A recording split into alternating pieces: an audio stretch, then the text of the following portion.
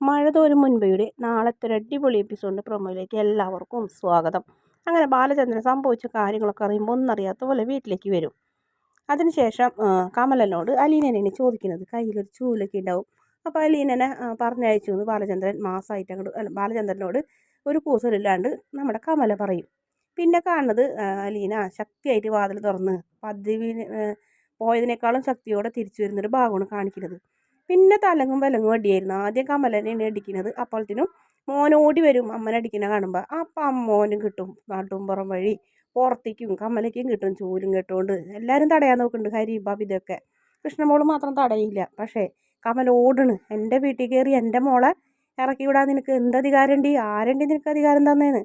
കമലടുത്തിൽ നിന്നുള്ള വിളിയൊക്കെ പോയി, സ്നേഹവും. എന്നിട്ട് പിന്നെ ബാക്കി എല്ലാവരോടും കൂടിയായിട്ട് പറയണേ, ഇതെൻ്റെ വീടാണ്, ഇവിടെ ഞാനാണ് ഭരിക്കേണ്ടത്. എന്നോട് ഇത്രയും വലിയ തെണ്ടിത്തരം ചെയ്തതും പോരാഞ്ഞിട്ട് പിന്നെ എൻ്റെ വീട്ടിൽ കയറി എൻ്റെ മകളെ ഇറക്കി വിടാൻ തനിക്കും തൻ്റെ ഭാര്യയ്ക്കും മോനും നാണമില്ലടോ എന്നൊക്കെ ചോദിക്കും. അപ്പോൾ ആ നിമിഷം മനുവിനെ മറക്കണ്. അലീന പറയുന്നുണ്ട് വേണ്ട വേണ്ടാന്ന്. അലീന മാത്രമല്ല എല്ലാവരും പറയുന്നുണ്ട്. പക്ഷേ അങ്ങനെ ആ ഒരു ശുദ്ധി കലശം നടത്തണ് നമ്മുടെ ബാലചന്ദ്രൻ. അതിനുശേഷം അതിന് കൂട്ടുനിന്നത് ബബിതയും രോഹിത്തും മനസ്സിലാവുന്നുണ്ട്. അപ്പോൾ അവരോടും പറയുന്നുണ്ട് ഇഷ്ടമുണ്ടെങ്കിൽ മാത്രം ഇവിടെ നിന്നാൽ മതി, അലീനയെ വീട്ടിൽ നിന്ന് പോകണമെന്ന് താല്പര്യമുള്ളവർക്ക് ഇവിടെ നിന്ന് ഇറങ്ങാമെന്നൊക്കെ പറഞ്ഞപ്പോൾ അവരും പോകാൻ തയ്യാറാവണം. കമലരെയും അതുപോലെ തന്നെ ഹരിയുടെയൊക്കെ കൂടെ പോകാൻ പോകണം. അവർക്കിപ്പോൾ അവിടെ ഭയങ്കര സന്തോഷം എന്ന് വിചാരിച്ചിട്ടാണ് അവരവിടേക്ക് ഓടാൻ പോകുന്നത്. അപ്പോൾ കൃഷ്ണമോൾ പറയുന്നുണ്ട് വേണ്ടാട്ട ചേട്ടാ, രോഹിയേട്ടാ, അത് നല്ലതല്ല. മാത്രമല്ല ഈ വീട്ടിൽ നിന്ന് ഇറങ്ങിപ്പോകാൻ എളുപ്പമാണ്, പക്ഷെ തിരിച്ചു കയറാൻ ഇത്തിരി ബുദ്ധിമുട്ടുണ്ടാന്ന് പറയും.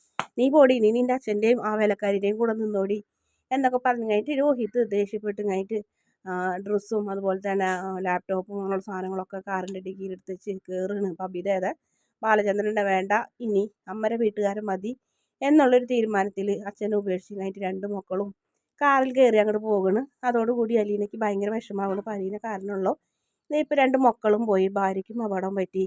അങ്ങനെ ആ ഒരു വിഷമത്തിലാണ് അലീന, വല്ലാത്തൊരു വിഷമത്തിൽ തന്നെയാണ്. അതിനുശേഷം ബാലചന്ദ്രൻ നമ്മുടെ വൈജയന്തിനെ കാണാൻ കയറുന്നുണ്ട്. എന്തോ ഒരു മനസ്സിന് ഒരു സ്നേഹമോ സന്തോഷമോ ഒന്നുമില്ല. വൈജയന്തി അത്ര ഇതായി കിടക്കണ് കണ്ടിട്ടും ബാലചന്ദ്രൻ്റെ മനസ്സൊന്നും അലീനൊന്നുമില്ല. ഒരു കല്ലിപ്പോടെ കൂടി ഒട്ടും സ്നേഹമില്ലായ്മയോട് കൂടി തന്നെ ബാലചന്ദ്രൻ ഇങ്ങനെ വൈജയന്തിയെ നോക്കി നിൽക്കുന്നതോടെയാണ് പ്രമോ കൂടി അവസാനിക്കുന്നത്. വീഡിയോ ഇഷ്ടപ്പെടുകയാണെങ്കിൽ ചാനൽ ഒന്ന് സബ്സ്ക്രൈബ് ചെയ്ത് സപ്പോർട്ട് ചെയ്യണേ.